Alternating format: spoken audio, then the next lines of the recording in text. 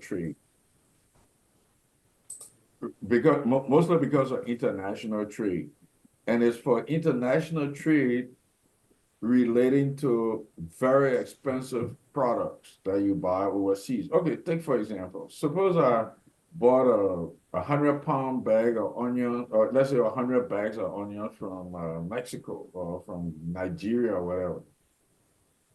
You don't have to have ISO is not that important because the value of that product is very low. And if they brought half of that on the bag, 100 pound, 100 bags of onion got rotten, it was not worth the while for you to sue. ISO standard was to set the standard between countries so that America, for example, you got Boeing selling planes all around the world. So ISO standard was to say, if you got to sell your products overseas, make sure that that quality management system can be relied on the other side where the people are buying these products. And so that because they are so valuable and you don't want to spend a lot of time in court litigating, quality issues. So that's why they have ISO standards for automobiles. You got ISO standards for planes. ISO has standards for every high level for telecommunications. And so everything you spend a lot of money on, you want standards because when it comes to your country, it's supposed to be able to work. Take, for example, one of the issues in Liberia is, and I don't want to push this ISO thing, but it's very important so we can establish that and see what the benefit would be is that they bring these substandard stuff from India and not India, but from China, India too. But they dump them on Liberia. Now, if you have ISO standards on the other side to say before you ship things to my country, they got to meet, your company has to meet these requirements, then you won't send generators to Liberia that will break down in 6 months or 3 months and come to find out, oh, we can't do anything about it because the warranty expired. So you can see why especially the Europeans are very, very high on ISO. And I was surprised US doesn't bother because in the US you got the NIST, National Institute of Standards and Technology. They do their own standard setting in the US, making sure you got all these electrical standards and so on. So ISO is very important when you're talking about shipping overseas. I just want to qualify that. I appreciate that, Mr. Kilby. So before we get into the conversation about the 100-day deliverables, I just want to make a declaration that I want to say thank you to the people that took the time to develop that report, to do the research and collect the data and produce the report. As we have this conversation, you're going to learn that this is very important to us, and I would say to all of us, because this is how we're going to set up the report card for the country to see how much progress have we made over time. I know it is not the first report because I went back to look at the WIA's administration to also see what was done on the first 100 days. I also look at Obama's first 100 days. I look at Putin's first 100 days. It is not a requirement. It is just something people come up with as a demarcation to see where the leader is after 100 days. Matter of fact, when I went back and looked at Obama, there were a couple of things I picked up. In his first 100 days, he signed the lead bird for Pay Act, for the Pay Act. I think there was a new act that came out for fair pay. He also signed into law the Expendable State Children's Health Insurance Program. So now we're looking at President Bouakai, but Raul, before we get to that, you may have something to say about maybe you track your first 100 days when you were at GSC. You can say something about that. Yeah, well, the issue I have with that kind of stuff is is that I talked about it on one of the raw number shows, and these, when you get The international community is a very dangerous community. It's dangerous to the extent that the people who have sense are the people who are giving you the money, but they still know you don't have sense. And so when they give you the money, they sit there looking at you, and you looking at them, and they say, "These guys don't even know what we giving them, or we." So they take it right back. That's the only reason. Look, I can give Nigeria a lot of credit because those guys in Nigeria, can you imagine sitting across the table from a Nigerian, a team of ICT guys, and you come and say, "Oh, we're coming to build an infrastructure in Nigeria." The functional guys would look at you and tell you, "So you got to be out of your mind. Why we can't go take the money and leverage it on AWS like we were talking?" So what we have to understand is that the standards these guys set, even ISO, and that's why you have to have this transparency. If we were to get into ISO, and I would always stress that, ISO would say, okay, if you're international organization or country like organizations like EU and so on, and you say you're bringing something to Liberia, say what you bring what you said you brought, and that show that they leverage it. So remember that that's the dynamic we're going by. That's the international standard because look, I went in, as I said, I went to over 300 meetings in a short space of time, 10 months I was auditor general until I got Ellen ran me out of there. But when we got into these meetings, these guys are sitting there talking crap, and nobody in like everybody receptive about what they're doing because you don't understand what they are telling you, and you got no idea what they're doing. So we got to establish first that we must understand what somebody is giving to us in order for us to appreciate it.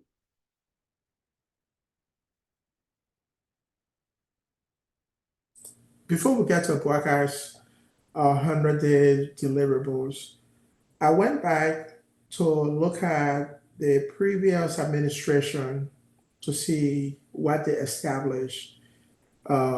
I would say in the first year, but a report that I'm looking at, it said this was 2018 to 2022, what the president had promised to do, not something that is a law, you see the presidential mandate to say this will happen. This was something the president promised. And there were four pillars that the former president promised. One was power to the people, economy and jobs, sustaining the peace, governance, and transparency. And I think the fifth one was COVID-19 pandemic and state of emergency.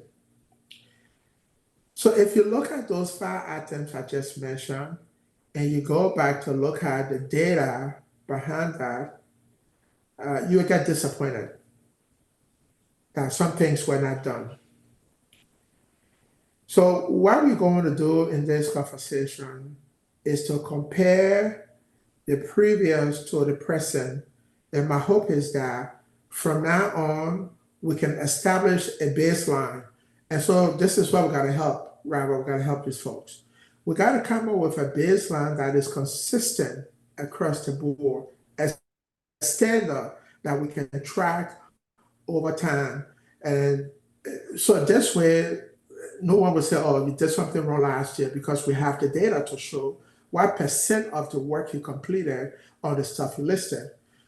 Looking at what I have from the research that I did, it seems like the last 100-day report for Mr. Boakai, it was more detailed than the last administration. So there were 292 items that were identified. Only 8.2% was completed.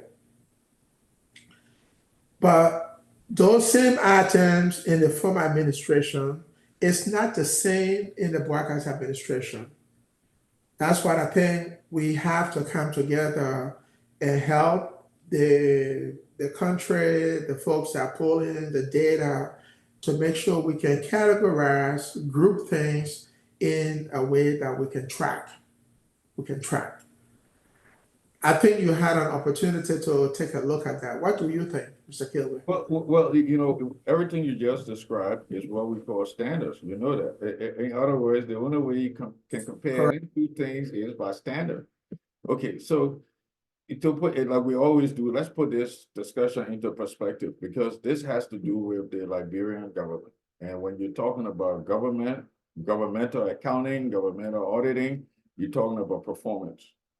And that's because financial is not very important in government operations, except when you go to the SOE, which are state enterprises that do run like businesses, like LPRA, NPA, or NOCAL, they all for-profit stuff, business. But the government in general runs on governmental accounting, which is called fund accounting, FUND, fund accounting.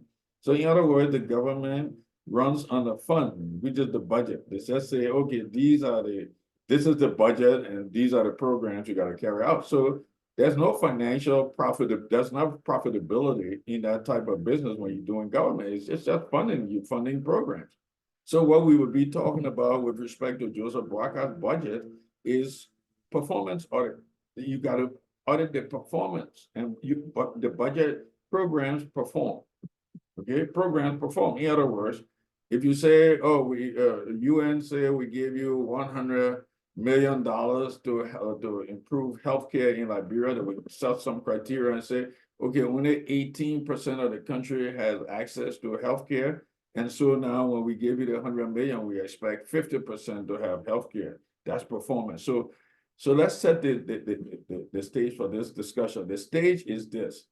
Performance audit, when we do performance audit, it has to be quantifiable. Quantifiable. Every assertion in your audit report is supposed to be quantifiable. What does that mean? It means that if every line item Barker say he has here, if I read the report that you send me from an organization, there's nothing quantifiable in the report. It says, Barker said, I will be able to do XYZ in the agricultural ministry, but that XYZ is so subjective, we will improve agriculture. Okay, yeah, you will improve agriculture. What does that mean? It has to be quantifiable. We have 1,000 agricultural farms and 1,000 farmers that will be supported by agriculture. They, will buy the produce. So it has to be quantifiable. What I see in this stuff is they're writing these subjective things that cannot be quantifiable. Auditors don't write a report that's not quantifiable. You got to be able to quantify it. That's the reason why you see auditors can be sued for negligence, doctors can be sued for negligence, lawyers can be sued for negligence. Why can auditors be sued for negligence? Auditors can be sued for negligence simply because when you audit, you are saying, you're making an assertion in the audit report to say, oh, we went and reviewed BICA, if it was a compliant audit report, and we said, oh, we want to review BICA 100 days plan, and it was not materially flawed. So when we say it's not materially flawed, it means we went through all these things he said he was going to do because he has some quantifiable numbers. He will put in numbers there and say, we'll have 4 medical clinics, we'll have 8 days, we'll have 8 that. But if you say, oh, we improve healthcare in the country, what does that mean? So you cannot measure that. Quantifiability means you should be able to measure what you're seeing. So this thing is just window dressing that I'm looking at in terms of report and saying, oh yeah, we achieved this. We got 18 points, our goal was 35 points. Tell me what the goal meant. Did you quantify anything? That's the first problem I got with both reports. There's no quantifiability. So you subjecting us to whatever you want us to believe. And another auditor should be able to come in, and 10 auditors come in should be able to come up with the same results. Absolutely right. When I took a look at a report, I also realized that it was focused more on the government ministries. What has public works done, or what is public works working on, what is agriculture, or what is transport doing. I don't know whether that's a format we want to see going on in the future, or we should recommend other categories that they should focus on. If you look at health as a whole, holistically, they said health as a data item we want to monitor. The line items can be many. How many hospitals do I have? What I do I have cancer treatment? Do I have diabetic treatment? Some of those may be zero, but you can start tracking where we're making progress. I think that's some of the recommendations I'm going to make back to these folks. They did a great job to produce something, but I think standard and consistency, that's what we have to look for. I think if they can do that, now it will help us to track where the country is going for the future. 5, 10 years from now, we should be able to look at what we've done in Mr. Boaka's first few months in office, and 5 to 10 years from now, we say, oh, okay, so we made some progress. We were 10% at this level. But the disparity that I realized there was coming from the previous administration and coming into this administration, the data collection is just not consistent. It's quite, the items are quite different. That's the issue they have. I like the fact they are looking at line items in each ministries, what they want to do. And I did make a comment on that. On the status, it only shows it's in progress, or it's not ready, or it hasn't started, or this part is complete. I think it is somewhere to start, and that's what I would say. But there's more work we need to do. That was my observation on that. No, I agree. And yeah, as I said, as we always discuss, there are several levels of observation. Now, if you're saying as a layman, you can say, oh, we're working on the Banga to Butcher Road or Passa or whatever. I saw some reference to Passa or Rosas Road, whatever.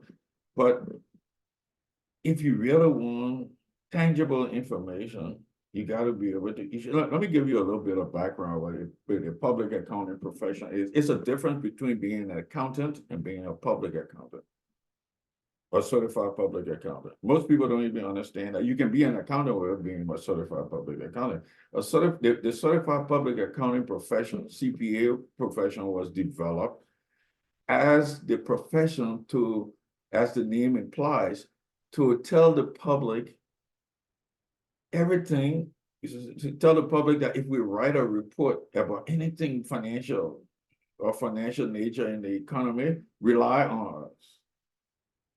If the financial statement comes from Wall Street and says this is where the company perform, we sign off on it, rely on us. That's what certified public accounting profession is. Because if you look at even the lottery in the evening, when if you in a state that does lottery, when they're doing the lottery, who's standing there? An accountant, a certified public accounting firm stands there because it's being disseminated to the public. So the certified public accounting profession, you can be an accountant, yeah, you can keep all your accounts, but when they give you that license, they're telling you that everything that comes to the public has to go through you, and you got to certify it. That's what a or the certified public accounting profession means.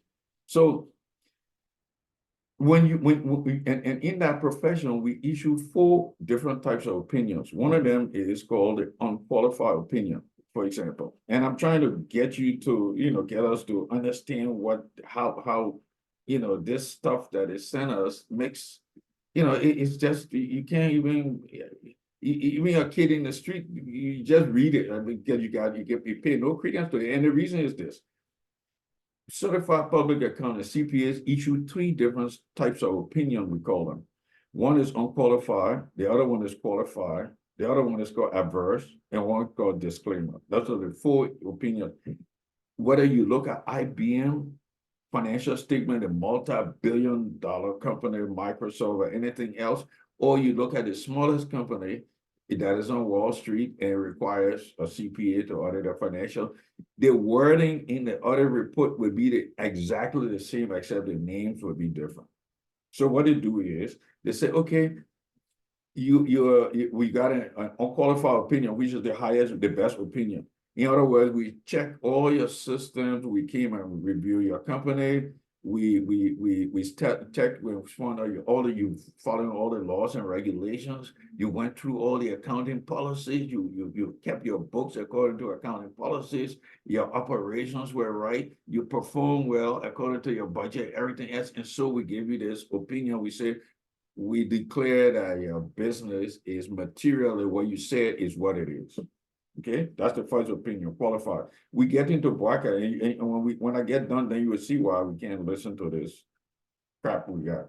So then the next opinion said, well, it's called qualified opinion. That's the opinion that said, yeah, you did everything, but you violated the accounting rules with respect to depreciation, for example.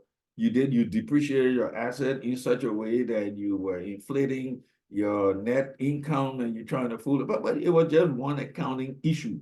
So then they will issue a qualified opinion with what they call an explanatory paragraph, which means that everything we said in our qualified, we would have said in the qualified opinion is correct, but the issue is you had not followed certain things and we had to correct those things. So it's a major thing. That's why I take you from qualified to unqualified.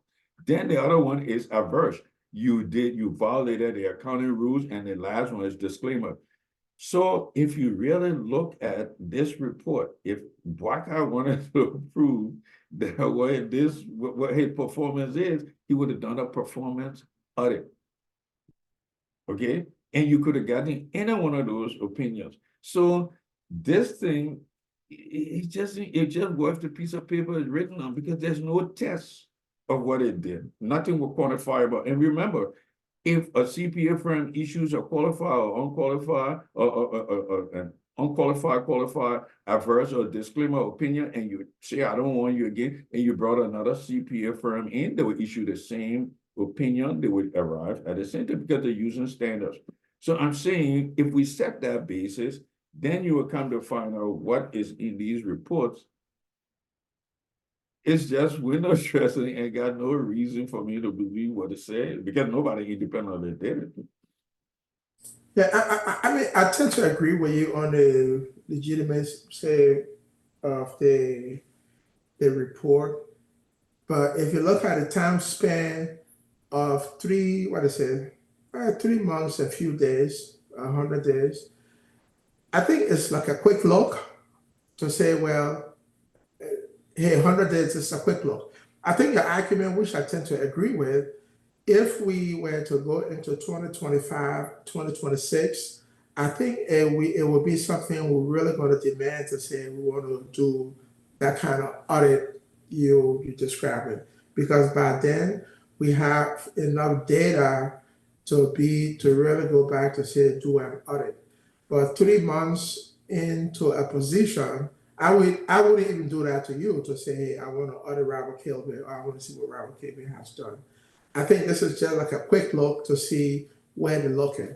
That was my pick on No, that. I fully agree with you, and you did a good spin on it. You know, why can't you hire you? Because if they had continuity, then time span. But when you get, you really think that when George Bush, when Trump, or when Biden come in, don't you know they already got an infrastructure? Even he stayed there one day, do you know they can generate a report to say you stay there 1 week, we can tell what you did? I mean, because of continuity. So again, it goes back to the fact that you got no processes in place and there is no continuity, business continuity, that one of the requirements. So yeah, you're right, because you're in a society that got no system, and we go back to the fact that you got no system. But if it's continuity, then it means that I can just take the books and see what you did yesterday, what you did day before yesterday, 1 week. So it really doesn't matter. Yeah, that's the gist of this conversation. That's why we're having the conversation. So That my God, continuity there you shouldn't be just sending mentioned. this kind of stuff out Yeah. to the public, because But in so fact, if it you should look at be. this report, right, Mhm. that I have, that's why I try to compare it.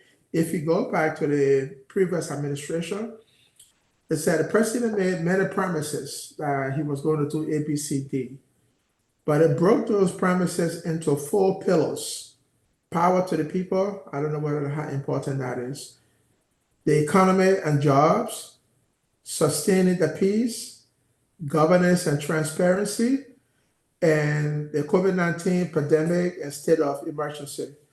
When you look at the 100-day report that just came out, it doesn't say anything about this. So you're absolutely right, there is no continuity. And that's why we're having this conversation to make sure going into the future that we can create, or the government can create a standard to say these are things we want to look at and I can pass on to administration. Because if something completes, we can archive it and we can go back. But we need to make sure this is going to transition from administration to administration. So you're Correct. absolutely right. That's the continuity. And so Yeah. it was behooving to me when I heard that, oh, when we have found out they didn't win the election, everybody went back and started collecting things from the even representative taking things out of their offices and carrying it. So that means as soon as government goes, one government is out of authority, then the other one comes and start from zero because you got no continuity. And one of the things I talked about is capital projects. One of my shows I had talking about capital project fund. Capital project fund is the most important fund you got in a country like Liberia because everything is a capital project. What capital project is, it's just building roads, building, buildings and institutions. Do you think the Ministry of Finance, when the Sullivan administration left, do you think they have books to say, oh yeah, we have these projects working process, and this is where we were, and these are the costs, and they just dropped everything and left. So you cannot tell me there's no way to measure where these roads were. In fact, all the books got obliterated when one administration changes to the another.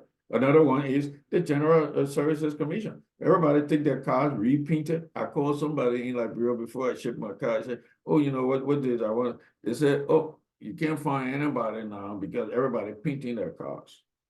What type of continuity is that from government to government? You can't just take everything and go. So again, we go right back to it that the substance, there's no substance in this stuff because there's no basis for verification.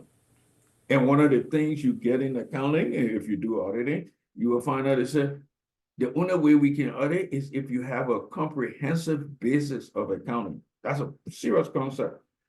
Comprehensive basis of accounting means that, oh, for me to auditors can audit anything, but it has to be a comprehensive basis for accounting. Well, I don't mean financially. So I use the example, you go to a doctor's office, and if it's not a comprehensive set of procedures that have to culminate into the doctor making his decision, then that's not a comprehensive basis of accounting because you cannot start from one and get to the end and the other auditor come from one and start to the same and end up with the same result. So that's the comprehensive, that's why cash in accounting, when they say you're doing accounting on a cash basis, it's not a comprehensive basis of accounting because you're just talking about cash being paid and received, cash being paid and what, but it's not a comprehensive basis.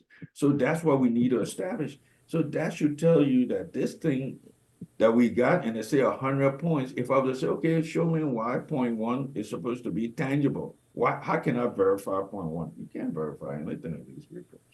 Zero. Yeah. No, you make sense. And like I said, I agree with you. And my sympathy is just for starting, because we don't have a baseline. And that's how we put it. We don't have a baseline to build on. And this is why I think those of us in the diaspora, we need to come together and look at these issues, people like you, CPA, and say, how do we establish a baseline? The baseline that we're going to start, let's take 2024. We're going to establish our baseline. And this is where we're going to leap off of, moving into the future. And so if we're doing agriculture, we can measure agriculture. We know what we're doing with a pesticide, fertilizer, how we're doing it, how we're growing rice, the quantity we've grown. where we are, the whole country or the counties, we should be able to collect that data. We should be able to collect that data. And I think doing this, like I always tell people, you and I are working on this, it is to bring awareness and to help to educate the next generation of approaches we should use as we move forward into the future.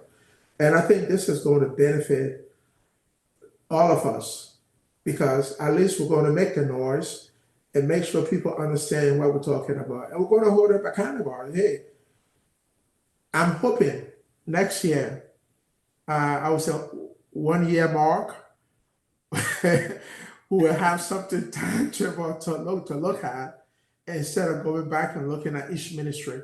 Because this doesn't take the rest of the country into consideration. It is one of the ministries that we're looking at in this report. But like I said, it's a start for them. My only disappointment is that there's no parity between or consistency, or you would say continuity from the previous to the present administration. Okay, and what you just stated is an accounting principle. If you produce a financial statement in accounting, okay, in accounting, you produce a financial statement. If you don't have any comparison, we call it comparative financial statement. If you give me a financial statement and say, oh, I give you this financial statement for this year, I would tell you, say that's nonsense. I must be able to compare with something. You can say, oh, this is my first year of starting, then we call it a pro forma because you're projecting what you need to do. But it has to be a comparative financial statement. And that's the only way you make decisions because you can compare 1 year to another. If you cannot compare 2 years, you don't have a financial statement I can rely on because hey, you got to be able to do comparison. And that's why in accounting, you have comparative financial statement. In Liberia, you don't have a comparative financial statement. You don't even have a financial statement. You really think that the previous 10, 15 administration, I don't know about 12, but I can tell you the last 3 administrations, you can't give me an comprehensive accounting report that tells me about what Liberia was worth and what it is and how many cars they had at GEGS. The country is running on an ad hoc basis, and you know what ad hoc means. But if you are listening to this podcast, this is what we're trying to do to have the conversation among us. If you're accountant, CPA, a data analyst, if you're into such a business, let's help. Let's help and define those parameters and set the standards. I think the country will appreciate that because they will have something to start on and what they should monitor instead of monitoring just the ministries, what each ministry is doing. Because as I talk to people around the country, nothing else besides Monrovia is going on in the interior or other parts of the country that the people can really look at as development for human resource. It's not there. But like I said earlier, whoever produced a report, this is great. It is something I'm able to look at and say, oh, okay, there's something this individual wrote. There's more work to do. Something I wanted to share with you, Robert. Quickly, the report you sent to me that came from the Liberian government, categorized by different areas of their target areas. 2 things jump up at me. One of them, they talk about the CTN number that we talked about in the last show. Okay. CTN, they talk about CTN. That was one of the things that is still being observed. Hopefully, they will be able to go through that CTN number at the port to see that those guys disjointed or they just stole that little feature from it and they're making money off it. The second thing I saw about it on the National Transit Authority was single sourcing. When I worked as Auditor General, they had this idea, and imagine this, they call it single sourcing. Single sourcing is with the PPC, what they call it, PP, Public Procurement Committee, PPCC, yeah, PPCC. PPCC is supposed to be this filter in the government that all of the procurement the government is making go through that process and make sure it's vetted correctly and people, companies that have can supply whatever the government wants can compete in that space. So when they say single sourcing, that means the PPCC, which is the Public Procurement Committee, committee, whatever that is, they are selecting only one person to supply that stuff. That's what they call single sourcing. And so they're looking at single sourcing as a way of doing business. That defeats the whole purpose of the PPCC because people should be able to compete, including companies from overseas. So why would you say? So those are the two things that jump out at me. I was just skimming through the report and saw we were looking for single sourcing for some NPA stuff, one of the items they put in there. But this thing is just verbiage that somebody put together without even any type of numbers behind it. That's why I say it has to be quantifiable. Yeah, I agree. Another thing I looked at as I was running through previous reports, like I said, from 2018 to 2022 under the previous administration, there was a list of stuff I found under the WIAS administration that he accomplished. They had a payment of the WASET fees for the WASET exam, okay? Renovation of the John F. Kennedy Memorial Hospital, the passage of the Land Rights Act, reduction of salary, construction of new crew time, fire victim Reduction of homes. salary was a policy. So Suspension of the pre-shipment inspection penalty until otherwise notified.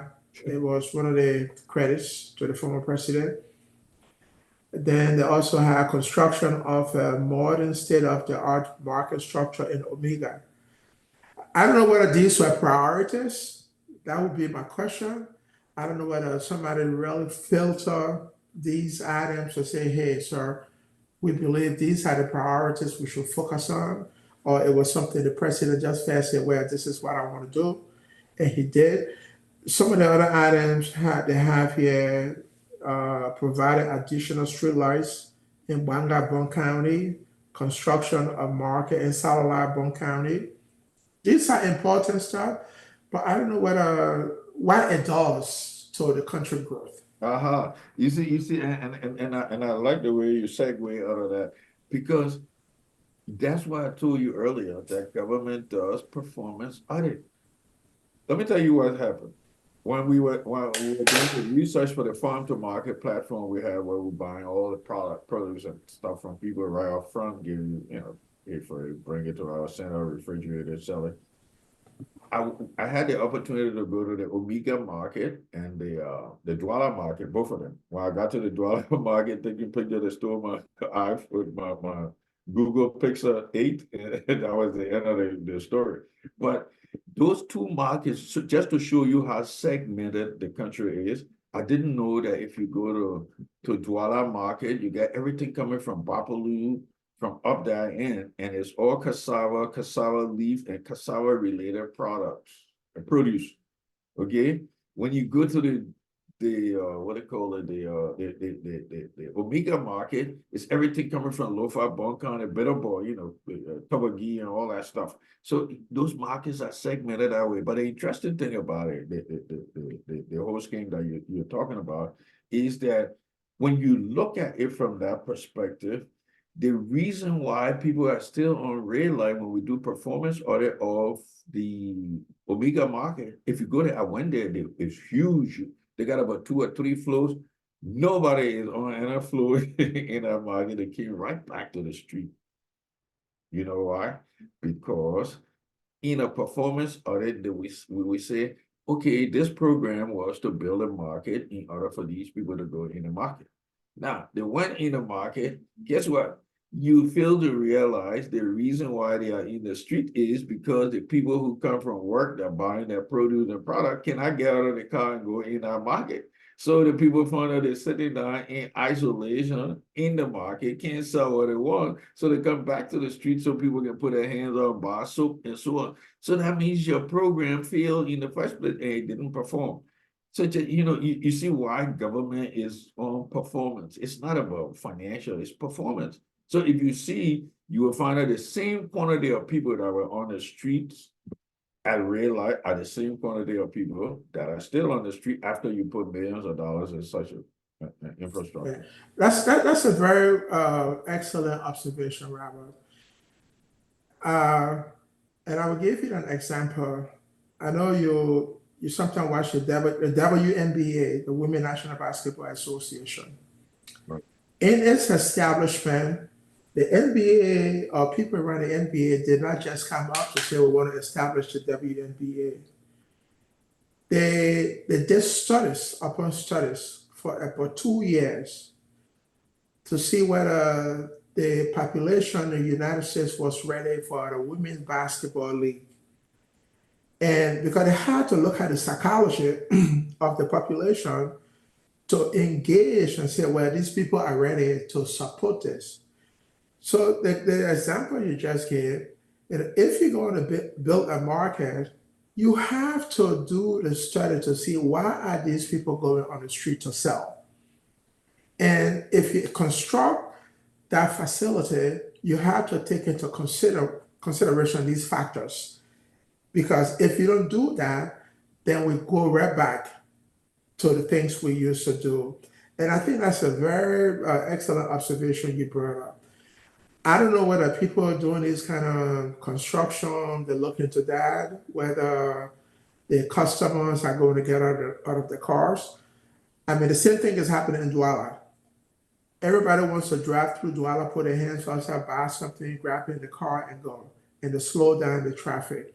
So if we're going to solve that traffic issue, we have to take into consideration the customers that are coming into that area to buy goods and get the services, whether they will be able to do the same thing. I think those are some of the things we got to start talking about. Let's think about his business model. Let's think about his business model. Suppose you say, okay, I would develop a business model in Liberia whereby everybody coming from work, if you get in my green tech, all my taxes would be green. But my taxes, I would put a little a transient parking area at what do you call it, Omega Market, where the taxi will go in there, stop you there, and you go buy your stuff, and then after you've shopped, you get back in the taxi for a fee. Okay, you get back in the taxi for that's a whole business model because that business model is saying you don't have to be reaching out of there. And our taxi will take you to it, but we will move after 30 minutes and go. Everybody will get your taxi because they want to go and navigate that market and go through the market. So when you're thinking outside of the box, you got to be able to say, first find root cause analysis. When we went to LU, I was telling those kids, two things you need to do. You do risk analysis and root cause analysis before you get into any type of business, root cause and risk. Because you got to find out the reason, the problem you're trying to solve. Like in this case, who knows why the people are on the street? Oh, no, they carry the people to real land market, they came right back. Of course they will come back because nobody buying their stuff. They're sitting in an island, on an island. So you got to find out why are they on the island. And you guess what? The Lebanese people have done a great job of taking their store to the street. So they give all these children the bread and the different commodities. They know you want soap, you want toothpaste. They took it from the store and carry it on a consignment inventory. Consignment meaning they don't, this W guy still owns it. You buy it from him, then you bring it back and make you a profit because he knows you can't get out of the car and go to it. You think these guys thinking about those logistical, then you build policies, laws around those kind of stuff. But you can't say you can't get in the street when the people got to buy something to eat. They were definitely their laws are, they got a lot of bad laws. If you don't know, they had just to be comical, they got a law still on the books in Alabama that you cannot have stand up in your room and have sex because it was anti-Christian. But who can enforce that? On that book, it's a fact. I was just thinking about that. So you got laws that are bad. So if you're looking at Liberia, if I were president of Liberia, take for example, I would say, look, every transportation company coming through here, you got to go through this particular process. Because now you're forcing people to get down and go support this dweller market, right? But you're not doing it. You sit there and say, oh, okay, the people in the street were moved and were carried out. I went in the place, I was sorry for most of the people. They're just sitting out there and nobody can go there. The thing's getting rotten. So to make policies and laws, you got to understand strategically the environment you're working with. Then you Yes, go down you into absolutely have you to. do your risk and risk analysis, and then you get into delve into what the issue is. Liberia doesn't even know what their problem is, so you Yeah. can't solve it. I'm hoping with this new administration, they have some of the right people to look at those kind of issues that you just don't go take an action or build something without doing a study and how that is going to affect your, the bottom line. Bottom line meaning, the cost and the people, if it's a public facility, are going to use our facility, whether it's going to be of any use to them. The dweller issue you mentioned, I go through that all the time. And the police recently tried to pull guardrails to stop the people from coming to the street. But you look at the issue, the people gotta do business. They gotta live, they gotta sell to make sure they can get something to go home. And so it's a hassle between the police and the marketers that are coming in the street to sell. I, these are some of the things we gotta look at, you know. Contract with specialists that can really do some of these studies and provide you some tangible report that you can look at. I used to do stuff with CNA, that's a Center of Naval Analysis for the United States Navy, where their focus is just to do studies. If you say I'm going to use this model to build ship, and it's very competitive, you may have 3, 4 models to choose from. So CNA will go do that study and see, what's the best, what's the worst, and what's the one in between, and what they recommend. It's a whole group that is just set aside to do studies and to make sure it's like doing the same accounting, auditing you're doing, or studies you conduct. That's what they do. And they come up with these reports and say, hey, these are our recommendations. I did a study recently for the group that I used to work with at the Pentagon, and we're looking at models for cybersecurity, how to expedite testing and all that kind of stuff, And I went through it. I made a recommendation. But the thing is that you go through the drill and you do the actual academic work to see why this will work and why it won't work. My hope is that the kids we engage with at the University of Liberia, oh, just to remind you, I got the list Mhm. and I set up the WhatsApp forum. Okay, group, okay. I have to add you to that, and then we can start brainstorming where Of do we all the people start. that were in attendance when you did the presentation. Yes, Right. yes. Okay, yeah, but just to buttress what you were saying, right, with respect to that, uh, I was skimming through this on our education. They said they would pay the fees, right? The administration said they would pay for the WIAC fee. What I think they need to do on our education is to start, one of Liberia's fundamental problems today is the lack of ethics, we said, okay, the lack of ethics and civics. I would mandate that everybody out of sixth grade will have to study civics from seventh grade up, civics and ethics. You have to explain because the fundamental problem in Liberia is the lack of understanding what the government role is. And we went to school. I remember, this civics, we had this little book, I think about like 100 or so many pages, but of course, civics and government. You learn about civics, what your role is. And then the other thing is the whole country is so unethical that you have to put every child at an early age through that process and say, and do illustrations. If you go and steal something, how it will affect you, teach them ethics, because absent that, you got a society that is as corrupt as you can find. You can do all the education that will not be ethical. It's a shame. So I expect it on our education, two things: civics and ethics, and it has to be mandatory. And it's easier to teach those things these days because of the proliferation of AI, artificial intelligence. You can even have these animated things showing people when you steal how you go to jail. We can animate that stuff to even the lower level kids so they can understand what you were saying. Okay, in Japan, the reason why I'm sure the US is replicating what you saw in Virginia was because those Japanese kids, all they do to specialize. All my developers are in India. Those guys are the sharpest guys when if you can think about it. So at that early age, kids learn quicker, and you got to teach them ethics. That going out there, somebody give you money, and you go buy something, and you keep the money in your pocket, it doesn't benefit you. You got to start at that level. Yeah, yeah. No, that's a very good point. So I sent a WhatsApp message to those kids today, and I said maybe sometime in June, you and I will engage with them. And you bring up a very excellent point again. That is, what I wanted to do, the very first thing with them is to go over Lean Six Sigma. Right. And the reason I want to do that is to start preparing them to think about things you do, processes you go through, and why you shouldn't just get at something and just do it without thinking about it.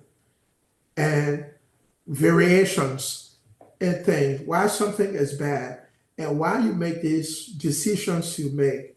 And so this way we can start preparing them about ethics. You can't say because nobody around, so I'm going to take that $5 off the table. You can't say because nobody around, so I'm going to steal that piece of banana from in the bowl or take the apple from in the bowl. There's no apple in Liberia. I would say orange from in the bowl. But these are things we need to do to help the population to start thinking as we grow up. Matter of fact, the schools, we can go to the elementary schools.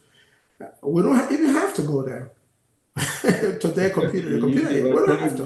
means to communicate. Yeah. Yeah, we have many means to communicate. So I think it's a very good future with our presence in the system to see how we can help to to uplift the people, to uplift the people. I'm sitting here thinking about a virtual environment where you can teach basic hardware or computer skills. You don't have to be in a classroom, you know. In But fact, in fact, not cutting you off, but think about this. You get in a situation whereby you got these kids in school, and one of the things I want to do, I've been having developers in India for over 20 years. Those guys sit there and get developing an application. But the mere fact that today you can learn virtually. You can do a lot of post content from anywhere and just get these kids involved and let them have discussion over the phone. One thing I like about the United States and people don't understand is that this country, these people on the average are very ethical. I mean, just think about it. You take it for granted, but you get in the place. The reason why they don't sit down and just check your cell phone from your pocket like they do, like everybody watching you and they want to make the first move to check your cell phone. It's because they don't know there's no consequence to that. And besides that, they're unethical. Even if the cell phone would not work, they don't know. They go through that process. So you have to be able to, you guys, I heard you're a military guy, and they said, but they said when you get in the military, what they do, they break you down first before they build you up. Because when you come from the street with all your ego, the guy yelling your face and break you down, that's why I'm not, never joined the military. But that's how you do. You got to go break them down and then build those kids up and say, look, all this thing in the street has consequences. The thing you've been doing has consequences. You just can't be, have a society that a bunch of zombies. Look, I went to Liberia, everybody just looking around. Nobody know what the next step is. Nobody knows. It's pathetic. Yeah. I went one time, So I mean, because as I said, I went to the Liberia Revenue Authority multiple times, and they got an intersection there when you veer off to go there. They got everybody doing what, and the police, everywhere you see the police crowded, there were we got to beg them for money and all that stuff. But anyway, I tried to turn. One guy came in and he hit my car. He telling the police that I hit his car. He said, I hit his car.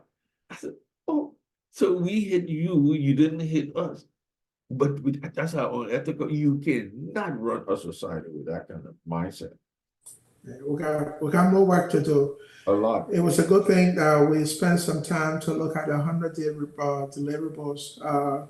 Like I said earlier, it is something to read, to look at. I think I'm going to engage with how we'll call it, whoever is the editor or manager for the website, so we can help them and give them some help to say, hey, this is how you're supposed to categorize the items you want to look at moving to the future. And we don't want to see a change in drastically from one administration to another administration. I mean, there are things you're going to complete in one administration that you may not have to take to the next one, but we should be able to even go back to the history to look at, what was accomplished, what failed, what didn't, what was not successful, and so forth. I think that's what we want to do. I just sent an email to the gentleman, email address. I got to call him Eddie. That you and I were going to get on and talk about this. But I think it's a very cultural conversation talking about, your experience with accounting, which is very huge. It's not just accounting, but it is a principle of the way you think of a situation. That we don't have too many of us in Liberia to do that. But you see, that's why I was trying to tell you that the first course I took in philosophy set my brains for everything. It applied Yeah. to computers. If you okay, like for example, you say, I got this computer system I'm looking at. Okay, I'm into computers. And people would say I'm an IT guy. Why? Because he's sitting there and he can install Microsoft Office on your computer. He said he's an IT guy. Nothing wrong with that. Then they got the other guy who say, I'm an IT guy because I know how to do Microsoft Word. Yeah, that's IT. But you got to look at the big scheme of things and say, what is information technology? And when you look at it from that perspective, I think I was a little bit harsh when I went to what guy knew me in like 2009 or 10 somewhere. He had his school opposite JJ Rowers. They call it the JJ Rowers School, somewhere in Cinco. So he called me to be the commencement address speaker. So I said, okay. I should not have done it, but I went in there and I see all these, I mean, about 100 people, 50 to 100 people dressed up with it. They were graduated. And so he said, this one know Microsoft Word, this one know Microsoft Office, and all this stuff. So when I got done, I talked to them, I said, don't go out there and say, you're IT specialist. Because you see this Microsoft, I've been working with Microsoft Word for over 30 years since it came out. I don't even know 1/10 of what Microsoft does. The Microsoft Word does. You'd be surprised. You don't even know 10% of what Microsoft Word is capable of doing. If you look at all those menus, when you drop down the menus and all this stuff, you got no clue. So you just stay in the editor and do what you need to do to type your letter. But if you look at all of those things, so I said, just look at it as you beginning something they call IT, but don't go out there because they're ready to go with a chip on their shoulder and they know IT. And you can't tell them, and one thing I like about librarians, when they learn something small, you can't tell them anything beyond that. They know everything. So I had to tell them, I said, you don't even, I said, I bet you don't know 10% of this. I'm just saying this so you can be able to go back to Microsoft, just look at every menu on that Microsoft Word and just pull it down and see whether you know what it is. So that's I used to do that with a few other folks here in the United States because my thinking was if you want to understand computer, there's I would say a global perspective to computer. How does information flow from one computer to another computer? You know, you don't see anything. You only have wires. So what is an IP address? What do they mean by that? And what are those numbers? Mhm. You know, and if something is not delivered, why isn't it delivered? I think it's one thing I'm also going to do with the university students. At some point, you're very knowledgeable on this, is to just teach them the basic understanding of computer networking. When they say something is networking, it's sending data from one computer to another. I think it's going to take them a long way, Robert. It's going to take them a long way. Because most of us, we don't understand the basic principles of computers. We don't. I had a brief a team today on the new features of Windows 11. And we talked the thing about zero trust and all. So Microsoft is now starting to build some of those capabilities into Windows 11. And I was telling the folks today, they said, well, here, just tell us the requirement for zero trust. I said, it is not a requirement. It's a process. It's a practice that you have to get used to how you do business. It's like a hygiene. If you're going to eat, you wash your hands before you eat. If you're going to send something over the net, you have to make sure who you're sending it to, where it's going, and you don't just close your eye and hit a button, or you write your password on your keyboard. So these are some of the simple things maybe we can help those kids with as we move forward. You are more knowledgeable in your field of study, and I think they're going to benefit a whole lot from you. But I have the list. I created a WhatsApp page. I was going to add you, but I just forgot. But you will see it. They are excited.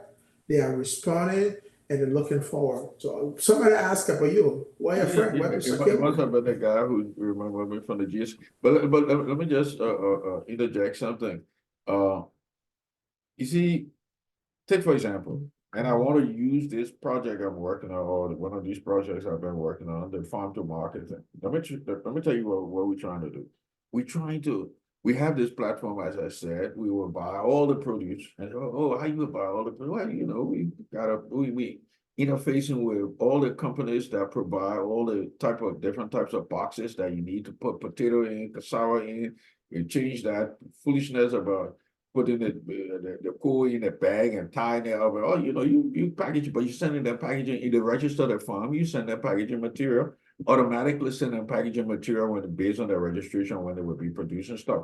But that's just the logistical part of it, from a transportation standpoint, picking this stuff up, taking it over. But we also looking at integrating AI into that model where we can tell that your farm, we can do a survey. And if you got a farm, all you do to clear, and if you want them, we can take a drone and integrate it in there, and they can drop seeds on your on your farm. But if you understand technology, then you will see why AI is going to be doing most of that stuff, because it would be AI driven. You're using the data from each farmer to tell. We do an weather API, and it will tell you whether we're ringing in Lofa County in this area or not. But you are alerting these guys, so when they say come pick up stuff, you know what it. But that's what a dynamic of AI is. So in Africa is this pristine ground that you can get into now and use AI to your advantage, because you don't have all this data privacy law.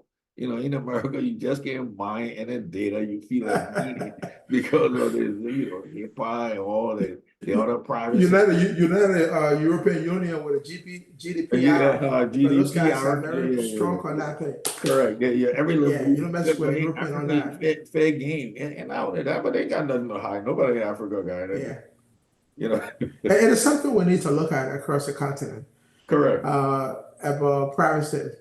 Yeah, privacy. Well, yeah, I think privacy is a Western crap, if you ask me. Yeah, because you think if something is as private as you want it to be. Just think about it. Private is as you want it to be. If I think my life is not private, and I got no need for privacy. Just think about some of these laws. why am I private? If I did something out there, in Liberia, you go there, the guy. I went to a place called No Stress one time, there, see the environment right by Joe Block place.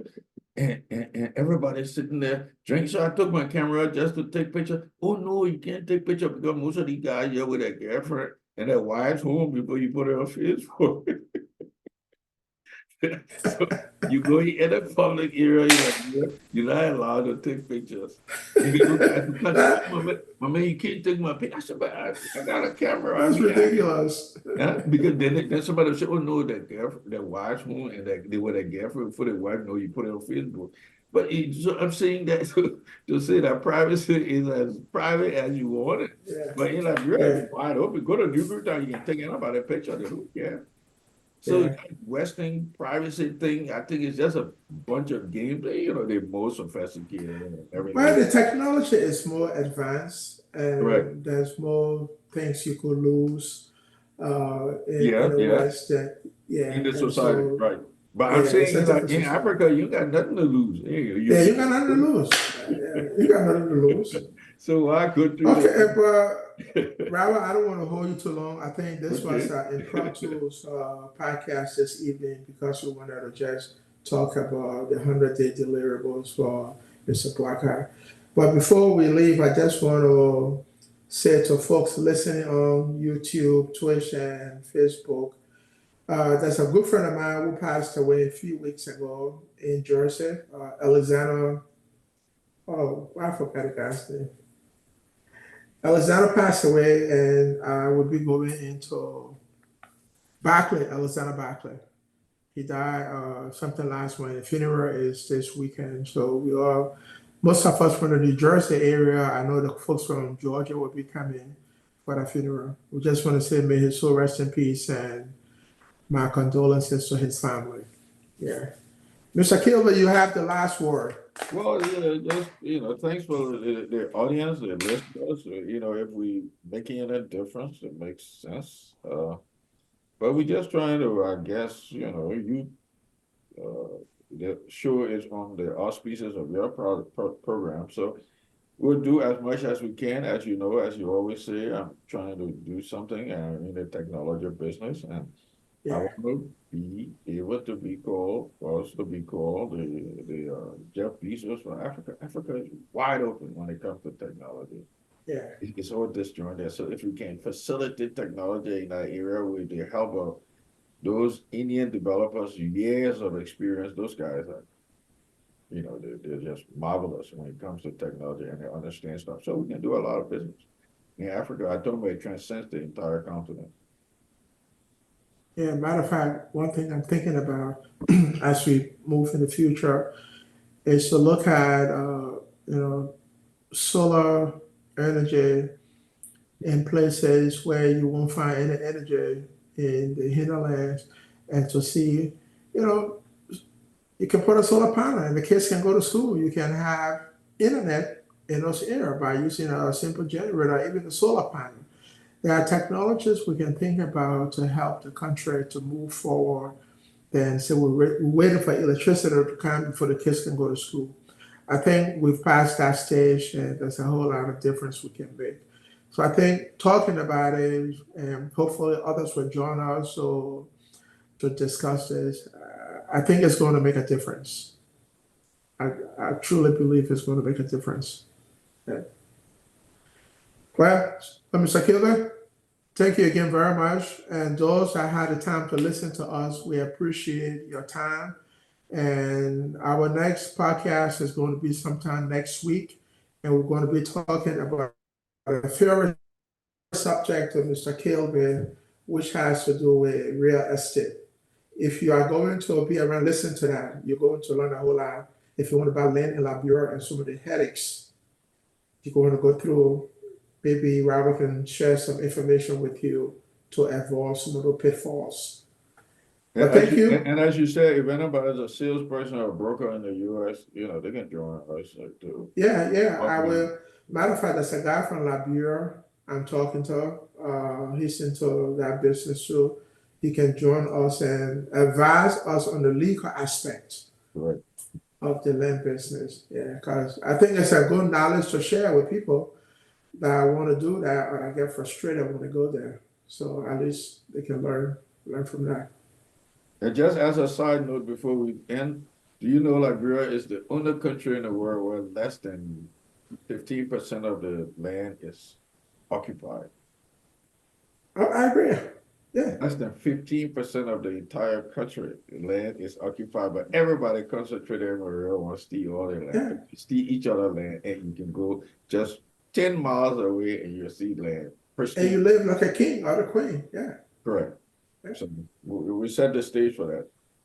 yeah. That's why. Yeah, bring it to their attention. Somebody was talking to me the other day. He said, "Hey, I like what you guys are doing." He said, "But everybody just wants to be in Monrovia. Everybody wants to be in Monrovia. Monrovia is not Liberia. The rest of the country is forgotten." Hmm. Yeah. So it's true because once you leave the Monrovia vicinity and you go out, you end up I would call it a wilderness. I could Yeah. call it. No land issue. No, not at all. Go from Firestone to Buchanan. It's just open Yep. land. Okay. All right, Robert. Have a good evening, Yeah, you and too. thank you very much for the show today. And the rest of the listening audience, thanks a lot. Yeah, thank you. Uh, I think I was able to get to Twitter, Hmm. Twitch, Hmm. and also to YouTube. If I didn't, then I got to find out what the heck did I do wrong. But I Yeah. know we're on live on 3 platforms Great, as I look at the screen. great. All right, begin. I'll talk to you. Thank you. All right. All right.